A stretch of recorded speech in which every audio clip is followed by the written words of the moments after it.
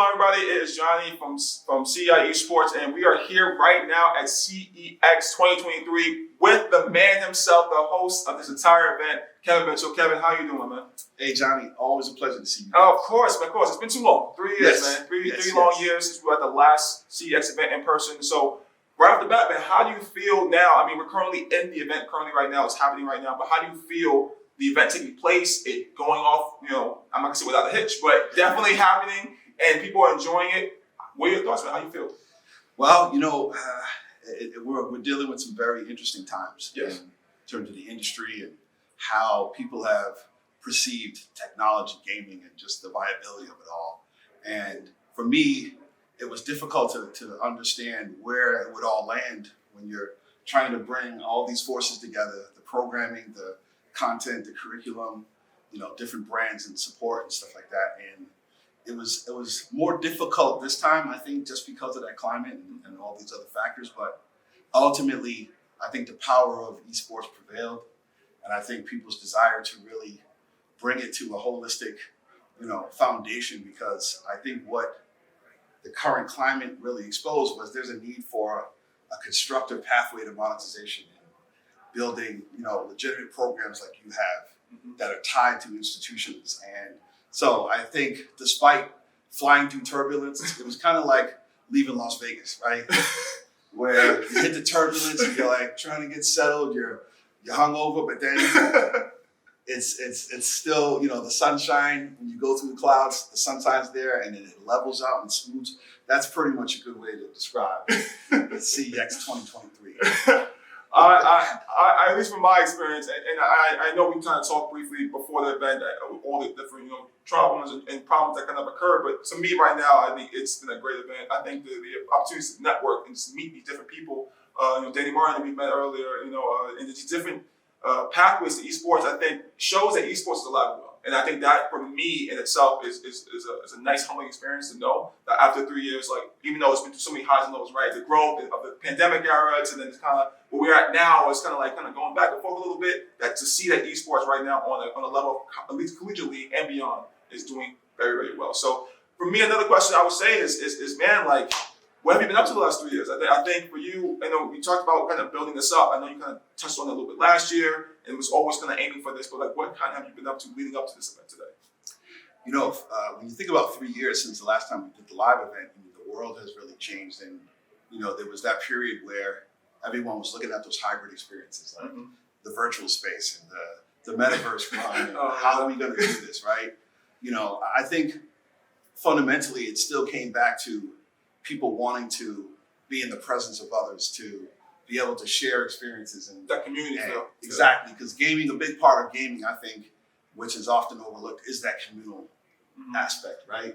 That social aspect that really helps to bring it to life. And I think the appreciation for it grew in the absence of not being able to have people together. I did virtual events in Brazil, which was difficult because I didn't understand the language.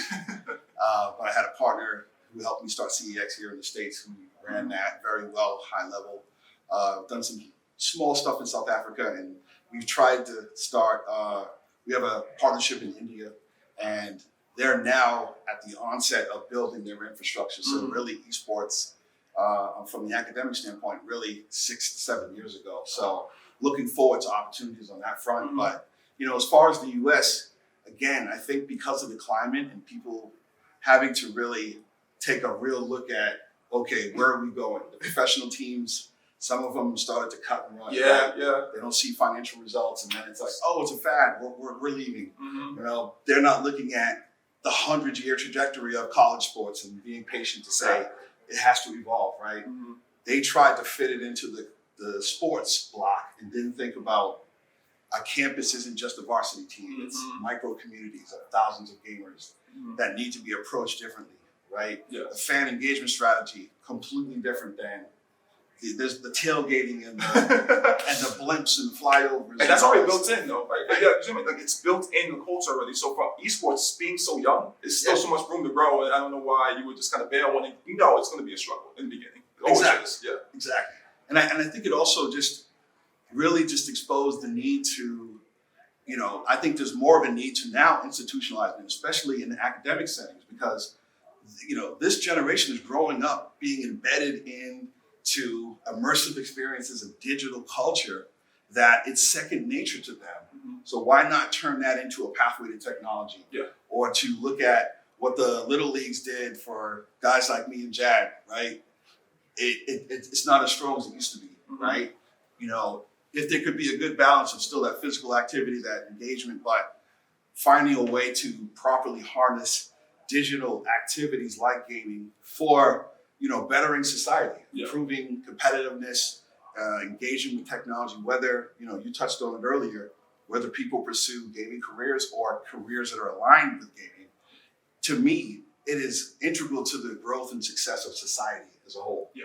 Right? You look at this AI craze. AI's been in gaming, playing Madden, right? AI. You're the 11th man. You got 10 AI guys, right? Yeah.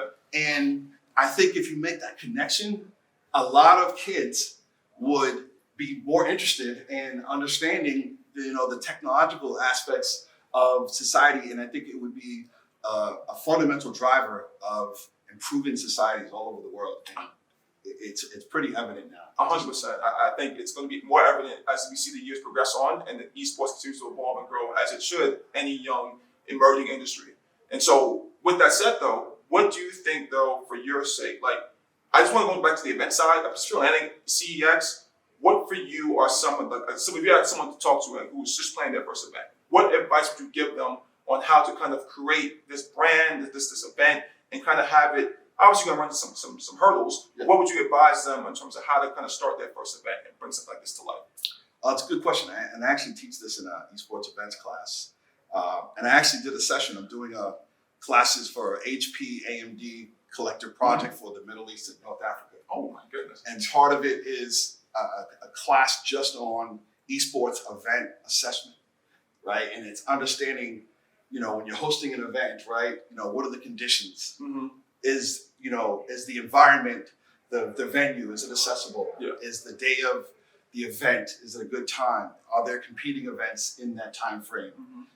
Is that title a good title that can drive an audience, right? Mm-hmm. Looking at it from the conference side, it's, access to speakers, timing, because with conferences, one of the fundamental drivers, I think, for CEX was being aligned with PAX East, right?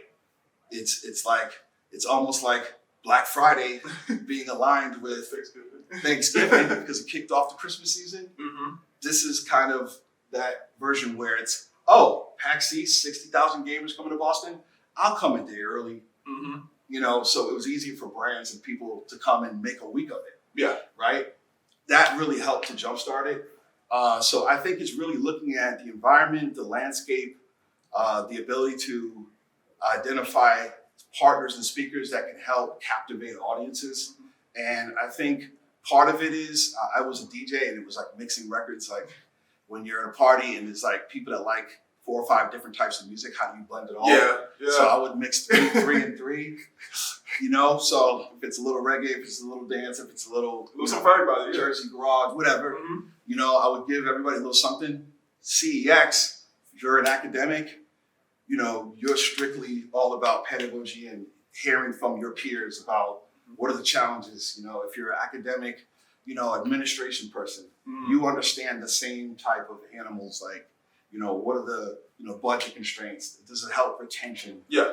How does it fit into my particular infrastructure at my school, right? So creating programming for that. And then looking at the college esports gamers who don't really care as much about the behind the scenes of curriculum, just care about or the academic administration. They care about professional esports or the competitive side, and bringing all of those forces together. Yeah. And also sticking to the themes of career development and fostering more networking and engagement so that you can bring people to that space that they can be able to come down to. Like if you're a professional on Wall Street or corporate America, you don't get to hear the voice of youth, whether they're high school or college. Just two different worlds, right? Yeah. Exactly. Yeah. And one of the things that I really discovered in being an academic or an adjunct professor was I learned just as much from the students as I gave them. because I had students from all over the world at Emerson, and they were all specialists in different types of games, and they kept me hip on all these trends.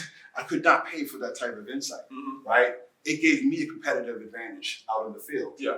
And I brought to them some of my experience from, entertainment and just doing business development, right? Yeah. Strategic intelligence. So it was a perfect amalgamation of the two. So I try to bring that to CEX by introducing new innovative programs that, you guys have, new tech, people who are forward thinking that are bringing, groundbreaking, programming tech or just expertise or strategies to the table to expose people so that they can take that home and start to cultivate those types of programs wherever they are, because ultimately it floats the boat. And I feel like, for us, if we had a motto, it's where esports lives, right? Yeah. So the hub and home of esports at CEX. I like that. It's nice. It's nice. So and I think, again, tremendous that you can pay it forward, right? And you spread your knowledge and insight to those who can kind of then branch out and create their own, mark on esports. So my last question here for you today is, what is the future of CEX? What do you feel like, this real short and sweet, what do you feel like for you right now in 2023 and beyond is the future of CEX? Well, I think this year we're looking at really we have these international partnerships that we've been trying to explore and grow and cultivate since COVID. We really want to push the button on that. I think creating a bigger global interconnected community is very important. Yeah. And doing smaller regional events around the United States, because there's a lot of college students out there. They all can't come to Boston, jump on a train and experience this. So it's looking at those micro events that can help lead to, this one yearly event that we do.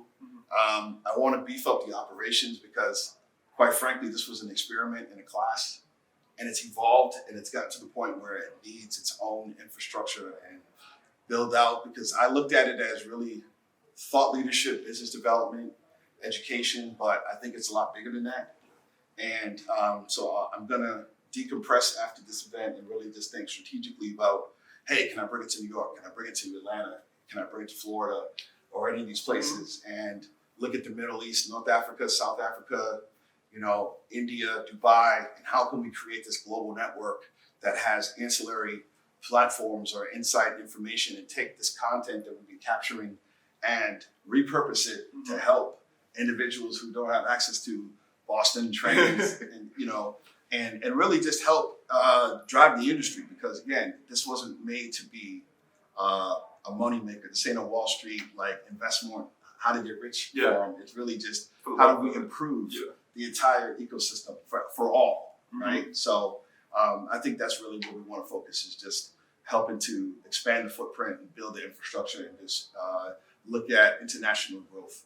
That is, I think for myself, I can speak for the rest of the guys here, that we at CEX are super excited, man, to see the kind of continued growth that you put down on the esports scene in general, for CEX as a whole. So thank you so much, Kevin, man, for joining us, having us, and we can't wait to see you again soon, man. Hey, you guys have been, from day one, just really supportive, man. I appreciate you and what you guys are doing, and anything I can do to help further that message. We're coming to New York, 5 boroughs. All right, okay. So CEX in we'll New York out, soon. but All right. We could do something incredible in New York. After living in that region, I would love to do something big. Kings of New York, the 5-borough beatdown tournament, coupled with some educational stuff. Let's go. I got a logo. We ready. Now the Burrows part 2, Chad? Part two?